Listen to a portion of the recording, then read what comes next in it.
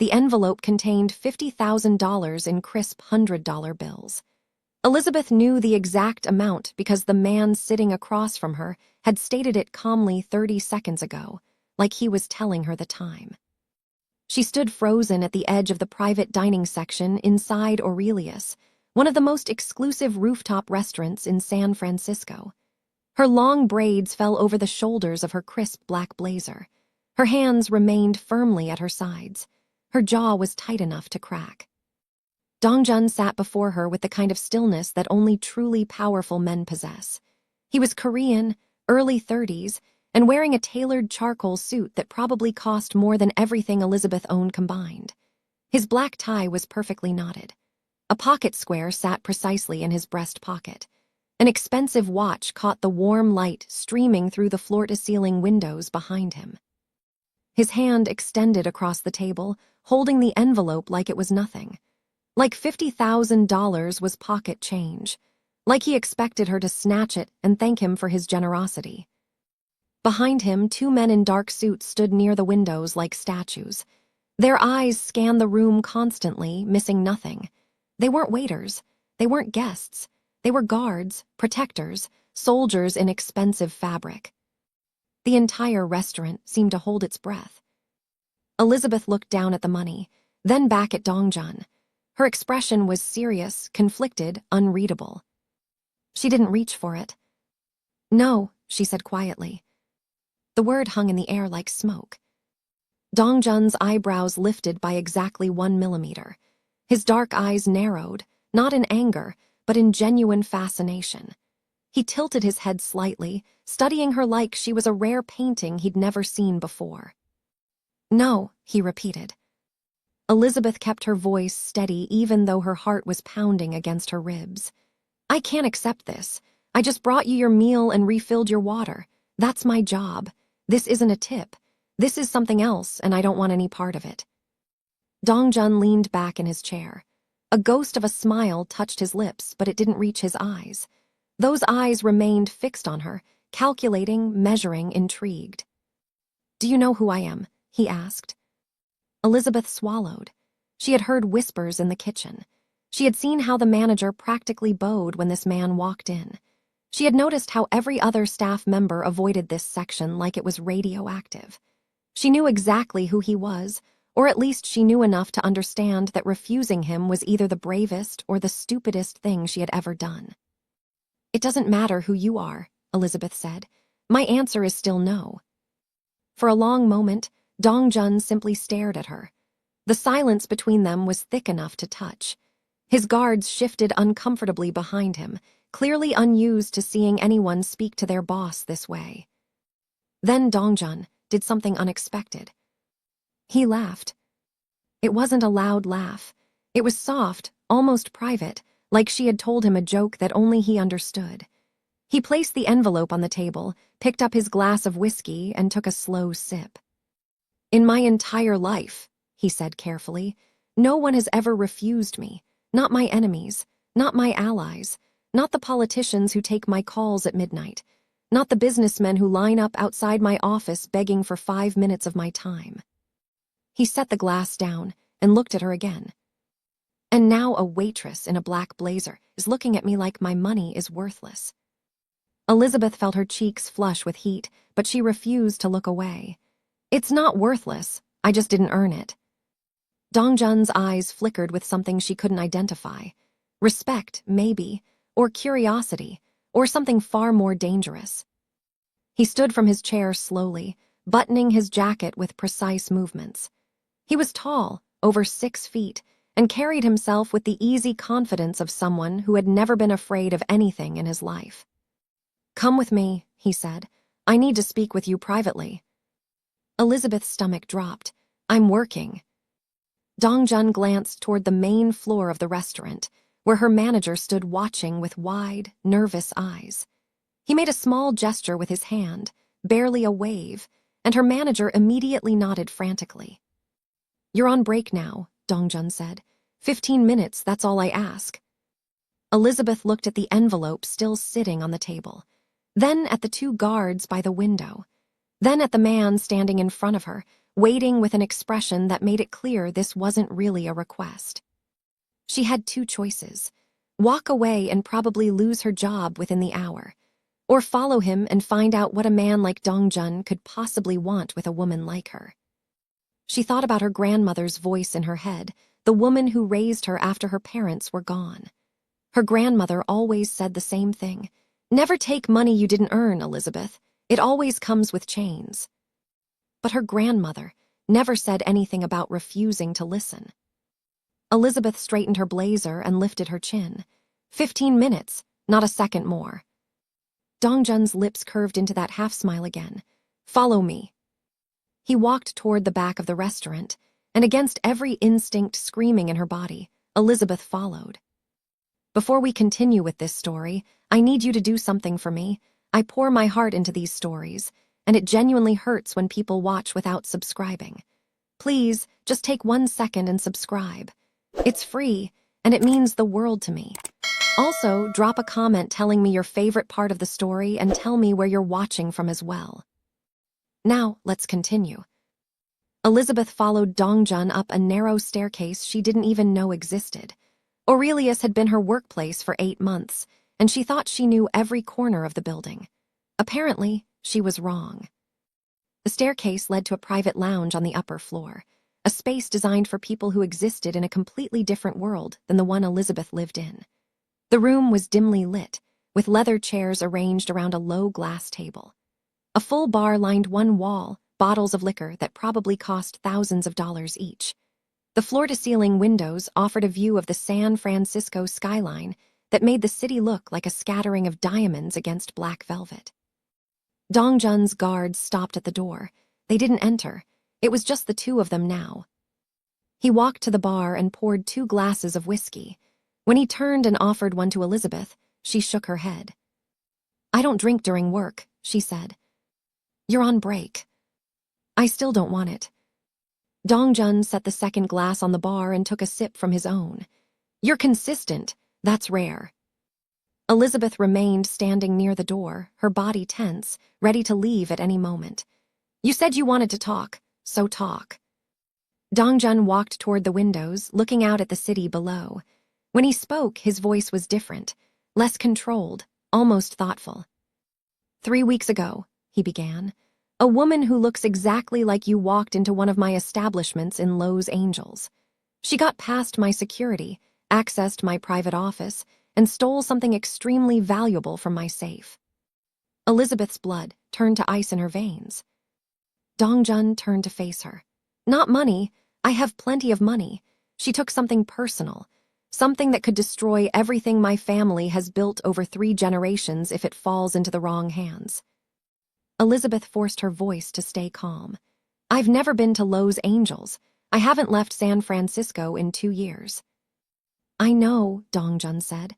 "I've already verified your whereabouts. You were working a double shift here on the night of the theft. You have witnesses, you have security footage. You're not the thief." Elizabeth felt a small measure of relief, but it was quickly crushed by what Dongjun said next. "But your twin sister is." The room seemed to tilt. Elizabeth grabbed the back of a leather chair to steady herself. Naomi, her twin sister, the person she had spent the last 4 years trying to forget, the person who had broken their grandmother's heart before disappearing into nothing. Dongjun watched her reaction carefully. "You seem surprised that I know about her." Elizabeth's throat was dry. "We're estranged. I haven't spoken to Naomi in 4 years. I don't know where she is. I don't know what she's doing. I don't want to know." Dongjun set his glass down and walked toward her. He stopped close enough that she could smell his cologne, something expensive and understated. His eyes locked onto hers with an intensity that made it hard to breathe. "I don't believe that," he said softly. "Sisters, especially twins, always have a connection, even when they pretend they don't." Elizabeth shook her head. "You're wrong. Naomi and I aren't close anymore. She made her choices and I made mine. Whatever she stole from you, I had nothing to do with it." Dongjun studied her for a long moment. Then he stepped back and reached into his jacket pocket. He pulled out a photograph and handed it to her. Elizabeth looked at the image and felt her heart crack.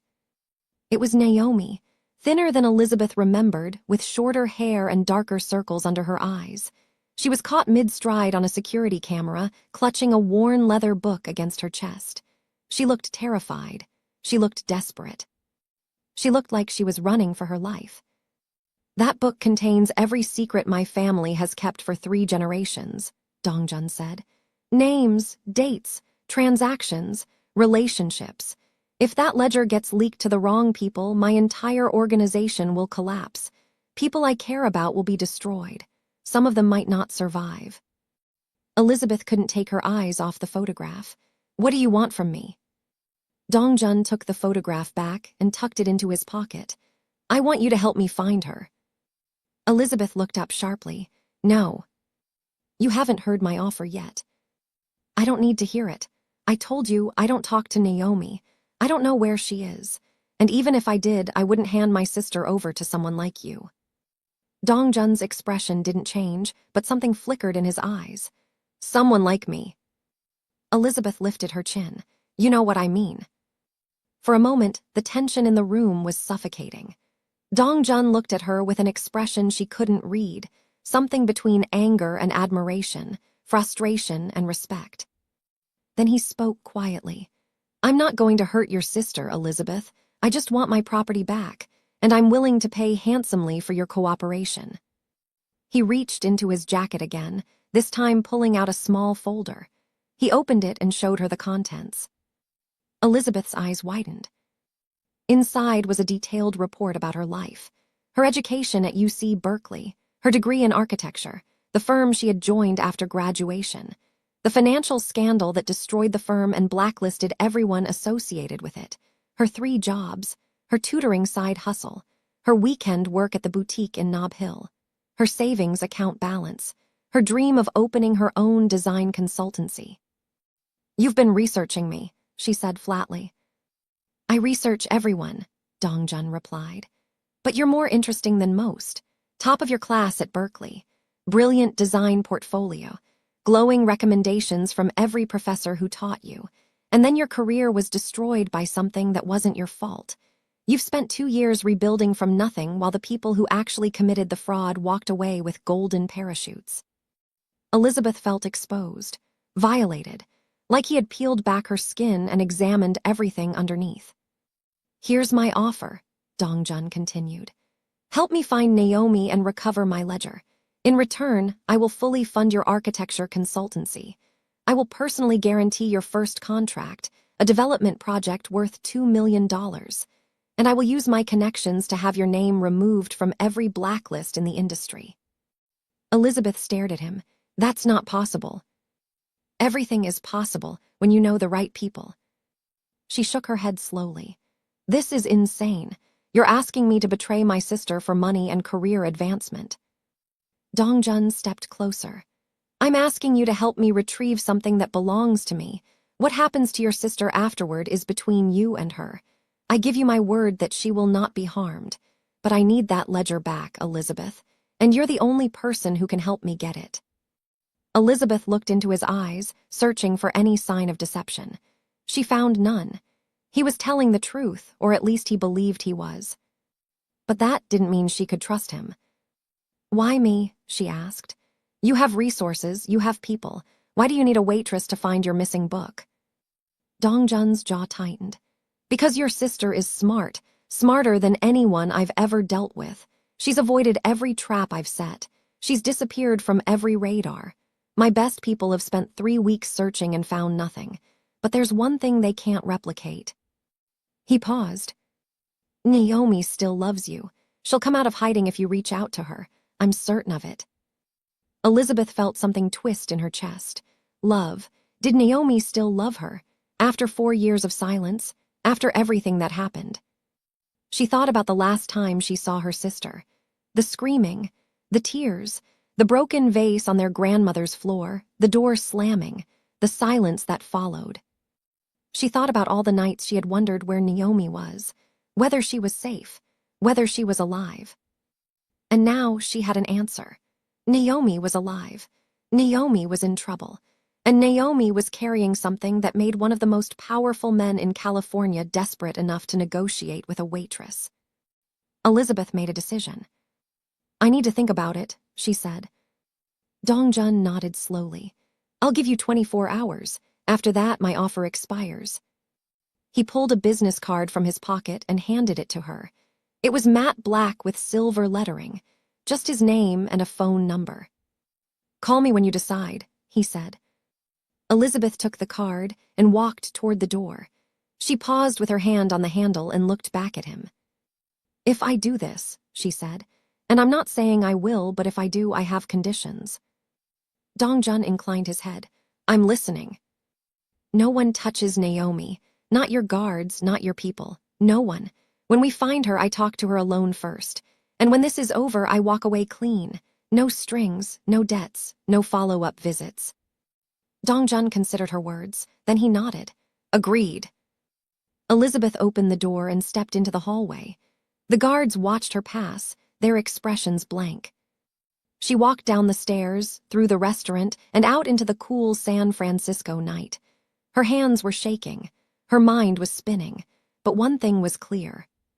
Her simple, carefully controlled life had just become very complicated. Elizabeth returned to her small apartment in Oakland just after midnight.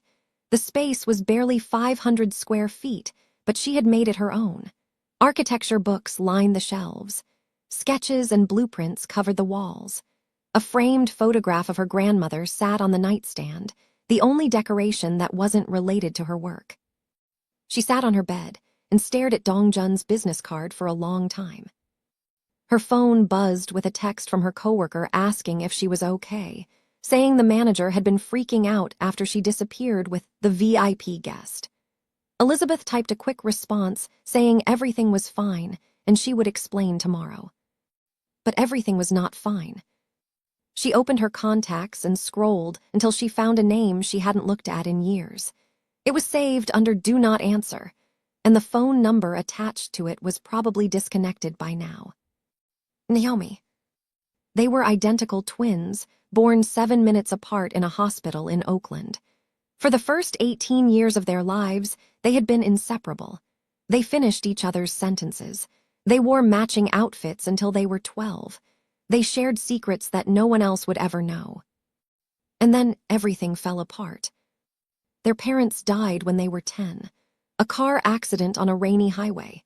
After that, their grandmother raised them in a small house in East Oakland, stretching her pension to make sure they had everything they needed. Elizabeth thrived. She threw herself into school, earned scholarships, and made their grandmother proud.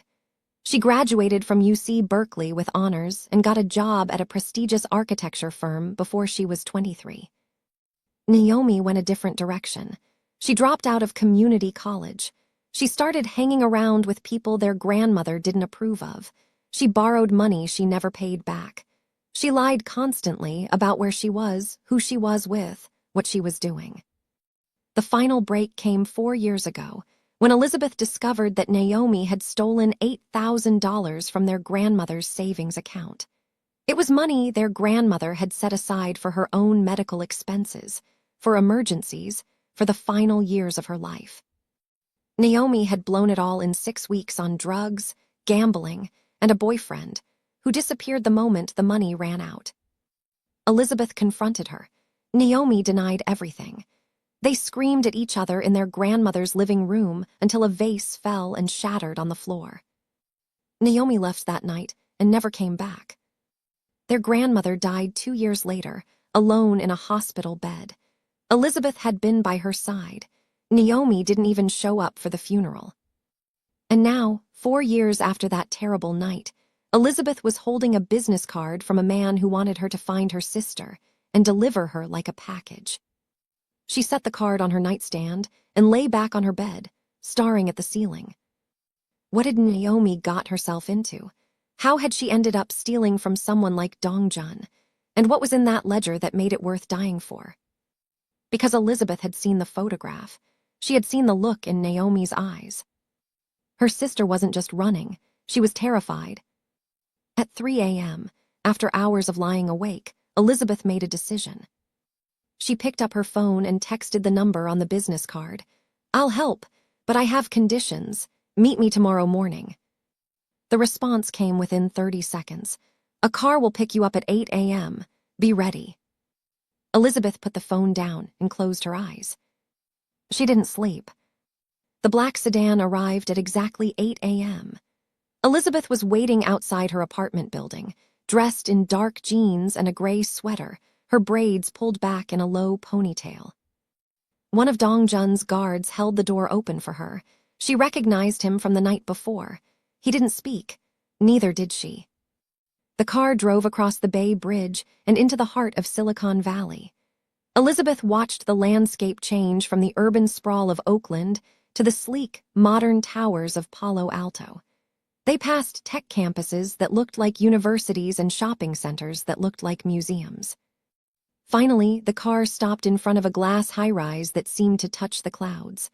Elizabeth was escorted through a private entrance, up a private elevator, and into a private office on the top floor. Dong Jun was waiting for her. He stood behind a black desk made of polished wood and steel, dressed in a navy suit with a white shirt and no tie.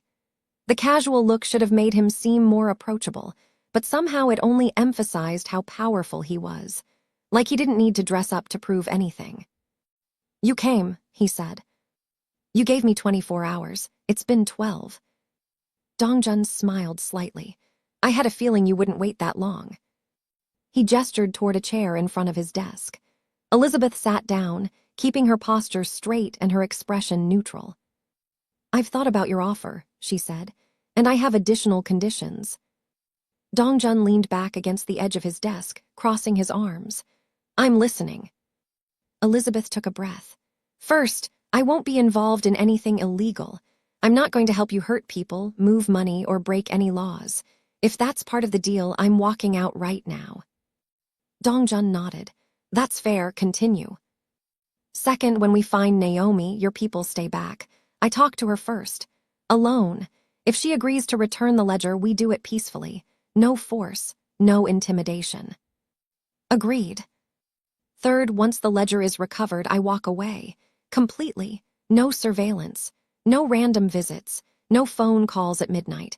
Our arrangement ends and we never see each other again." Dong Jun was quiet for a moment. His eyes studied her face with that same intensity she had felt the night before, like he was trying to read her thoughts. "Those are reasonable conditions," he finally said, "but I have one of my own." Elizabeth tensed. "What?" Dong Jun pushed off from the desk and walked slowly around it until he was standing in front of her. "Until the ledger is recovered, you work directly with me. Not my guards, not my assistants. Me, I need to understand how your sister thinks, how she moves, how she hides. And the only way to do that is to spend time with you." Elizabeth frowned. "That sounds like a full-time job." "It is," Dong Jun said. "Quit your other jobs today." Elizabeth almost laughed. "You're not serious." "I'm completely serious.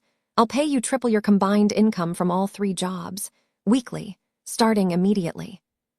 He walked back to his desk, opened a drawer, and pulled out a black credit card. He slid it across the surface toward her. Elizabeth looked at the card.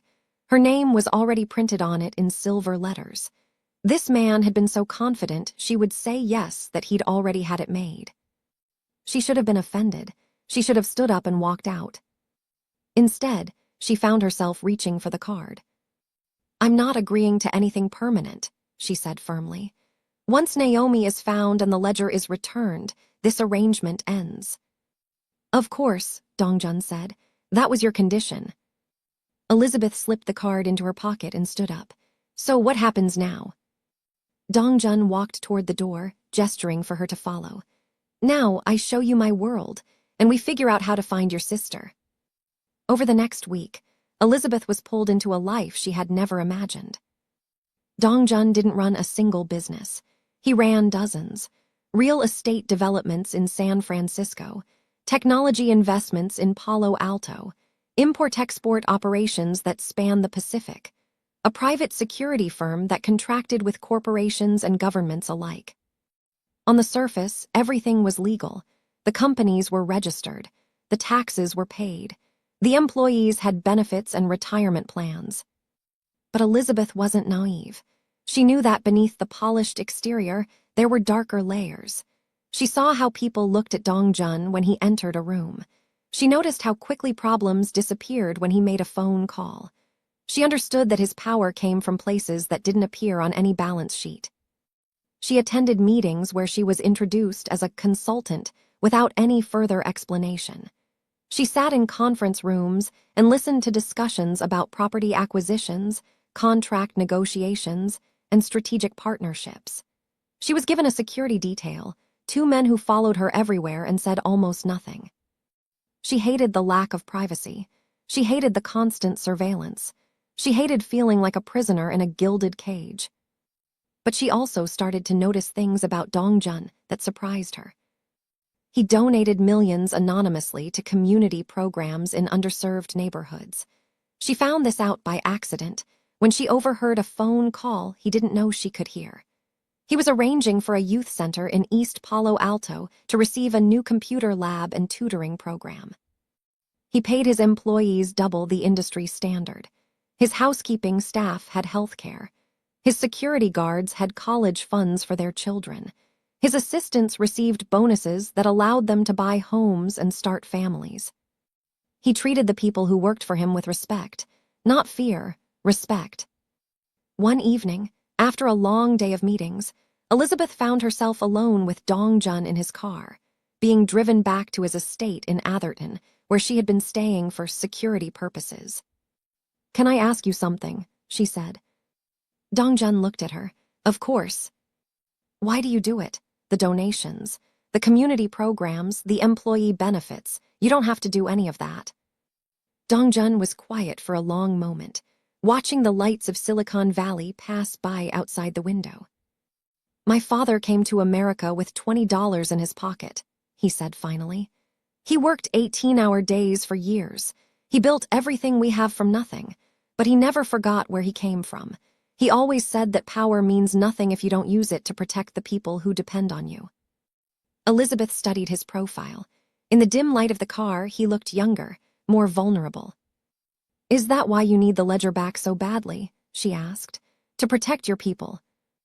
Dongjun turned to face her. His eyes were serious. "If that ledger gets into the wrong hands, it won't just destroy my organization. It will destroy the lives of hundreds of people who have done nothing wrong. Families will lose their incomes. Children will lose their futures. Some of my people have enemies who would kill them if their identities were exposed." Elizabeth felt the weight of his words settle over her. "I'm not asking you to understand my world," Dongjun continued. "I'm not even asking you to approve of it, but I need you to believe that I'm not the villain in this story." Elizabeth wanted to argue. She wanted to remind him that his family had built their empire on things that most people would consider criminal. She wanted to maintain the distance she had carefully constructed between them. But looking at him now, she found it harder than she expected. "I believe you," she said quietly. Dongjun held her gaze for a moment longer. Then he turned back to the window, and they drove the rest of the way in silence. Elizabeth had been working on finding Naomi for 10 days without success. Dongjun's people had already tried all the obvious methods. They had traced her phone, which had been destroyed within hours of the theft. They had searched her last known address, an apartment in Los Angeles that had been cleaned out completely. They had tracked her bank accounts, which had been emptied and closed. Naomi had disappeared like smoke. But Elizabeth knew her sister in ways that no investigator could. She knew the little habits, the secret codes, the childhood memories that shaped who Naomi became. One night, Elizabeth remembered something. When they were teenagers, she and Naomi had shared a private social media account under a fake name. It was a place where they posted inside jokes and coded messages that no one else could understand. Elizabeth logged into the account for the first time in years. It was still active. She posted a single message. "I found Grandma's peach cobbler recipe. Want to make it together?" It was a code they had used as children. A signal that meant, "I need to talk to you. It's important." Then she waited. 3 days later, her phone rang. The caller ID showed an unknown number. Elizabeth answered with her heart pounding. Hello. There was a pause, then a voice she hadn't heard in 4 years. Lizzie. Elizabeth's throat tightened. Naomi. Her sister's voice was tired, rough, nothing like the bright energy Elizabeth remembered from their childhood. Why are you reaching out now, after all this time? Elizabeth gripped the phone tighter. I know you're in trouble, I know what you stole, and I know there's a very powerful man looking for you. Silence on the other end. Then Naomi laughed, but it wasn't a happy sound. It was bitter, hollow. He found you, Naomi said. Of course he did. I should have known he would use you to get to me. He didn't use me, Elizabeth said. I agreed to help him. You what? Naomi's voice sharpened. Lizzie, you don't know what you're dealing with. This isn't some business dispute. These people are dangerous. I know exactly what I'm dealing with, Elizabeth replied. And I need you to tell me what's really going on. Why did you steal from him, Naomi? What's in that ledger? Another long silence. When Naomi spoke again, her voice was barely above a whisper. I didn't steal anything, Lizzie. I took what was already ours. Elizabeth's heart stopped. What are you talking about? Naomi took a shaky breath. That ledger doesn't just contain Dongjun's secrets. It contains proof of what his family did to ours, to Mom and Dad. Elizabeth felt the room spin around her. Mom and Dad died in a car accident. What does that have to do with anything? It wasn't an accident, Naomi said. They were killed, murdered, and the man who ordered it was Dongjun's grandfather. Elizabeth couldn't speak, couldn't move, couldn't breathe. The ledger has everything, Naomi continued, her voice cracking. Names, dates, a written confession. Dad worked for their organization, Lizzie. He was an accountant. He helped them move money for years. But when he tried to get out, when he tried to protect us, they killed him. And Mom was just collateral damage. Elizabeth felt tears streaming down her face. That's not possible. You're lying. I wish I was, Naomi said. I spent 3 years digging into this. I found the ledger by accident when I was looking for something else. And once I saw what was inside, I knew I couldn't let them bury it. Elizabeth's mind was racing. Her father.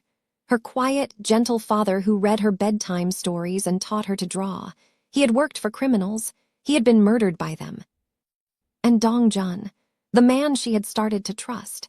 The man who had shown her glimpses of humanity beneath his cold exterior. His family had destroyed hers. I have to go, Naomi said suddenly. I've already stayed on this line too long. They might be tracing it. Wait, Elizabeth said desperately. Naomi, please, we need to meet. We need to talk about this. Not yet, Naomi replied. I'm not done yet. There's something else in the ledger, something that could give us justice, give us closure. What is it?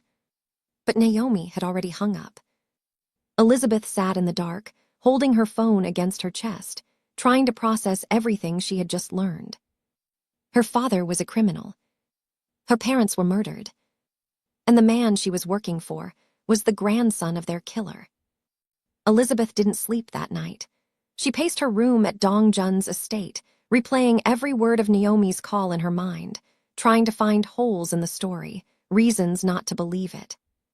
But deep down, she knew her sister was telling the truth. The next morning, she found Dongjun in his study, reviewing documents at his desk. He looked up when she entered and immediately noticed something was wrong. What happened? He asked. Elizabeth closed the door behind her. Her hands were shaking, but her voice was steady.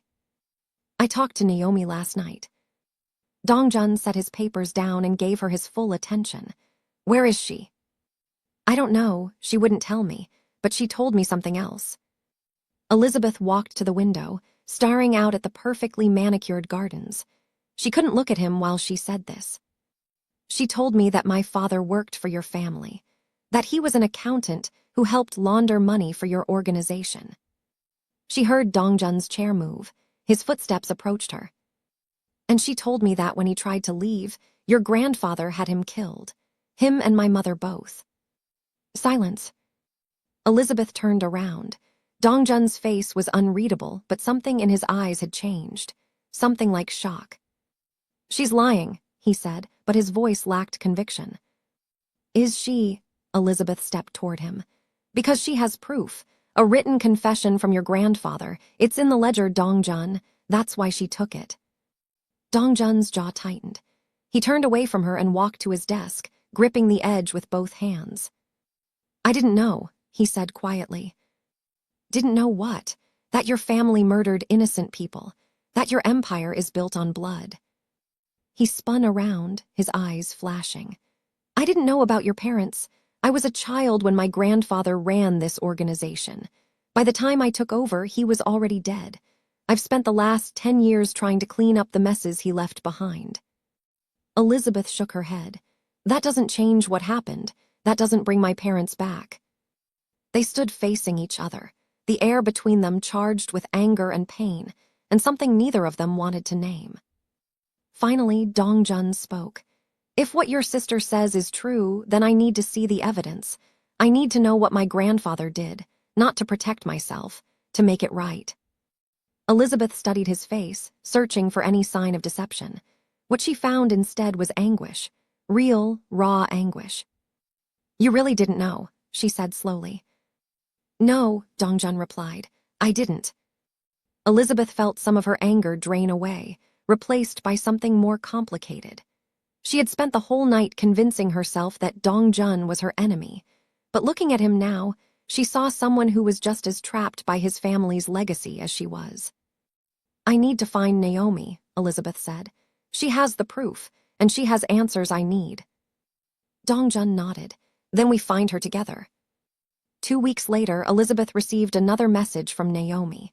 This time it was a location, a warehouse in East Los Angeles, a time, 3 days from now. Elizabeth told Dongjun everything. They agreed that his people would stay back, hidden, ready to intervene only if something went wrong. Elizabeth would go in alone and talk to her sister. But when Elizabeth arrived at the warehouse, something felt wrong. The building was old and covered in graffiti, sitting in an industrial neighborhood that had seen better days. The doors were unlocked. The lights inside flickered. Elizabeth walked through the entrance, her heart pounding. "Naomi," she called out, "I'm here, it's me." For a long moment, nothing happened. Then Naomi stepped out of the shadows. She looked terrible, thinner than Elizabeth remembered, dark circles under her eyes. Her clothes were wrinkled, her hair was a mess, and she clutched the worn leather ledger against her chest like it was a lifeline. "Lizzie," Naomi breathed, "you actually came." Elizabeth walked toward her sister. "Of course I came. I've been trying to find you for weeks." They embraced, holding each other tightly. Elizabeth felt tears streaming down her face. Despite everything that had happened between them, this was still her sister, her twin, the other half of herself. "I'm so sorry," Naomi whispered. "For everything. For stealing from Grandma, for disappearing, for leaving you alone." Elizabeth pulled back and looked at her sister's face. "We can talk about all of that later. Right now, I need to understand what's happening. What's in that ledger that's worth dying for?" Naomi handed her the book. Elizabeth opened it carefully and began to read. The pages were filled with handwritten notes, dates, names, transaction records. It was a detailed history of the Kang family's operations going back decades. And near the back, she found what Naomi had described. A confession. Written in an old man's shaky handwriting, it described the murder of James and Patricia Moore, Elizabeth's parents. It explained that James had been an accountant for the organization for 15 years, but when he tried to leave with evidence that could expose the family, the decision was made to eliminate him. His wife was unfortunate collateral, the confession read, but necessary. Elizabeth felt sick. "There's more," Naomi said. "Dad didn't just try to leave, he tried to protect us. He had been secretly moving money into an offshore account for years. Money he was going to use to disappear with us, to start a new life somewhere safe." Elizabeth looked up. "How much money?" $15 million. It's still there. Dad left instructions for accessing it, but they were hidden in our grandmother's house. I found them after she died. Elizabeth's mind was spinning. $15 million. Enough to change their lives completely. Enough to give them the fresh start their father had wanted for them. "Why didn't you tell me?" Elizabeth demanded. "When you found out about all this, why did you run away instead of coming to me?" Naomi's eyes filled with tears. "Because I was trying to protect you. The moment I started digging, I knew I was putting myself in danger. I didn't want you anywhere near this. I thought if I could just get the ledger, expose the truth, and disappear, you would be safe." Elizabeth grabbed her sister's hands. "We're in this together now. Whatever happens, we face it together." Before Naomi could respond, the warehouse doors burst open. Dongjun's men poured in, weapons drawn, surrounding them within seconds. And Dongjun walked in behind them, his face a mask of cold fury. Elizabeth's heart dropped. "You followed me." "I had no choice," Dongjun said, his voice flat. "You weren't answering your phone. I thought something had happened to you." He turned his gaze to Naomi, who clutched the ledger tighter. "Give me the book," he said. Naomi shook her head. "Not until the world sees what's inside." Dongjun stepped closer. "If that ledger goes public, hundreds of people will suffer. People who had nothing to do with my grandfather's crimes. People who depend on me for their livelihoods." "And what about my parents?" Naomi shot back. "Who suffers for them?" Elizabeth stepped between them. "Enough, both of you." She turned to Dongjun. "You said you wanted to make things right. Here's your chance. Let me take the ledger. Let me decide what happens to it." Dongjun's eyes bore into hers. "You're asking me to trust you with the power to destroy everything I've built." "Yes," Elizabeth said, "I am." The tension in the warehouse was suffocating. Dongjun's men stood ready, waiting for orders. Naomi stood behind Elizabeth, trembling. Finally, Dongjun raised his hand. His men lowered their weapons. "Take it," he said quietly. "But whatever you decide, I need to know first, before it goes anywhere else." Elizabeth nodded. She took the ledger from Naomi's hands and held it against her chest. For better or worse, the truth was now in her hands. Elizabeth spent 3 days reading every page of the ledger. She cross-referenced names with public records. She verified dates with newspaper archives. She traced the money trails and confirmed the existence of the offshore account. Everything Naomi said was true. Their father had worked for the Kang organization. He had tried to leave, and he had been murdered for it, along with their mother. But the ledger contained something else, something Naomi hadn't mentioned. Elizabeth's father hadn't just been an accountant. He had been gathering evidence against the organization for years. He had been working with a federal prosecutor, secretly building a case that would have brought down the entire empire. He hadn't been running away. He had been trying to do the right thing. And he had died for it. Elizabeth brought this information to Dongjun at his estate. She laid the ledger on his desk and told him everything. Dongjun read the pages in silence. When he finished, he looked like a man who had just watched his world collapse. "My grandfather wasn't just a criminal," he said quietly. "He was a murderer." "Yes," Elizabeth replied. Dongjun stood and walked to the window. "There are men still in my organization who were loyal to my grandfather. Men who knew about this and kept it hidden from me. They let me believe I was leading something honorable when the foundation was built on blood." Elizabeth watched him carefully. "What are you going to do?" Dongjun turned to face her. His eyes were hard with resolve. "I'm going to clean house," he said. "Every person who knew about your parents' murder and said nothing. Every loyalist who protected my grandfather's legacy. They're done."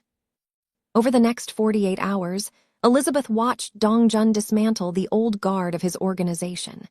He called meetings, made accusations, and presented evidence. Men who had been with the family for decades were stripped of their positions, their assets frozen, their access revoked. It was brutal. It was necessary. When it was over, Dongjun came to Elizabeth with a proposal. "The offshore account your father created," he said. "The $15 million. It's rightfully yours and Naomi's. I won't touch it." Elizabeth shook her head. "That money came from your organization. It's dirty." "Then clean it," Dongjun replied. Use it to build something good. Honor your father's memory by doing what he couldn't. Elizabeth thought about her dream of opening an architecture consultancy. She thought about the community programs Dongjun funded. She thought about all the ways $15 million could be used to help people instead of hurt them. "I'll think about it," she said. Dongjun stepped closer to her. "There's something else I need to say." Elizabeth looked up at him. "I'm sorry," he said. "For what my family did to yours, I can never undo it. But I promise you, as long as I'm alive, nothing like this will ever happen again." Elizabeth saw the sincerity in his eyes, the pain, the determination. And for the first time since learning the truth, she felt something other than anger. She felt hope.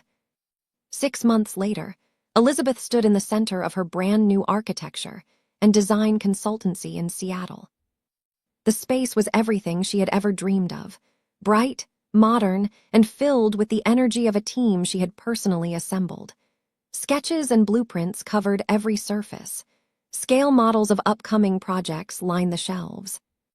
Her first major commission was a community center in South Seattle, funded by an anonymous donor she knew all too well.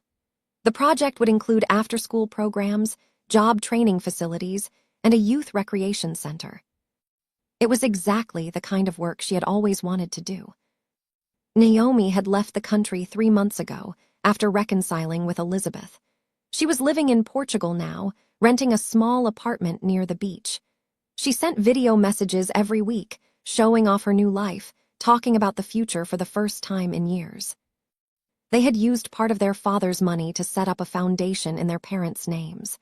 The James and Patricia Moore Foundation would fund educational programs in underserved communities across the country. It wasn't justice, not really, but it was something. A way to honor the memory of 2 people who had been taken too soon. The door to Elizabeth's studio opened, and Dongjun walked in. He looked different these days, more relaxed, less guarded. He wore jeans and a simple sweater instead of his usual suits. No guards followed him inside. He looked around the studio and smiled. "You did it." Elizabeth walked toward him. "We did it." Their relationship had developed slowly over the past 6 months. There had been difficult conversations, therapy sessions, and moments when Elizabeth wasn't sure they could overcome everything that stood between them. His family had destroyed hers. That wasn't something you could just forget. But Dongjun wasn't his grandfather. He wasn't his family's legacy. He was the man who had torn apart his own organization to make things right.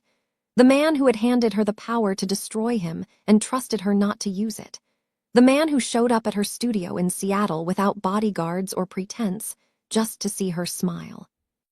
"I have something for you," Dongjun said. He pulled a small velvet box from his pocket. Elizabeth's heart stuttered. "What is that?" "Open it." She took the box with trembling hands and lifted the lid. Inside was a key. "It's for the building next door." Dongjun explained. "I bought it last month. I thought you might want to expand your studio eventually. More space for your team, room for bigger projects." Elizabeth stared at the key, then at him. "You bought me a building." "I invested in your vision," he corrected. "There's a difference." She laughed, shaking her head in disbelief. "You're unbelievable." "I prefer supportive." Elizabeth set the box down and stepped closer to him. She placed her hands on his chest and looked into his eyes.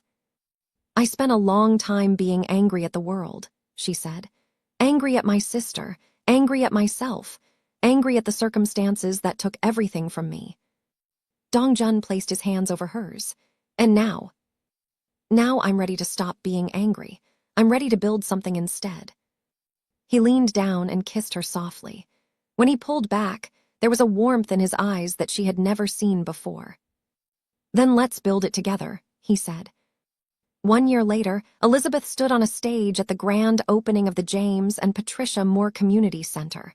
Hundreds of people filled the audience. Local politicians, community leaders, families from the neighborhood. Dongjun stood in the front row, watching her with pride.